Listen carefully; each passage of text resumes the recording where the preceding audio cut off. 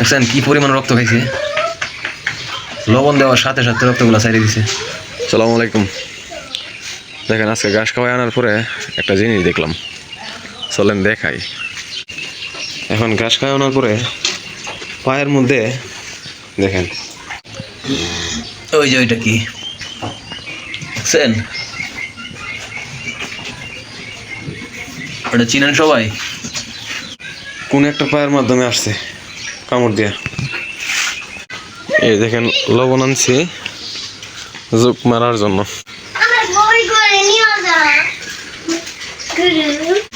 দেখছো জোক, লবণ একটু নিয়ে আসো, তোমার আমার কাছ থেকে যাও যাও যাও যাও, তুমি লবণ নিয়ে আসো আস্তে আস্তে, এটার পিছনে যাও। দেখছেন কি পরিমাণ রক্ত খাইছে, লবণ দেওয়ার সাথে সাথে রক্তগুলো ছাড়িয়ে দিছে। কোন গরুর পা কামড় দিয়ে আসছে এটা আসলে বোঝা যাইতেছে না, বা আরো আছে কিনা পায়ের মধ্যে।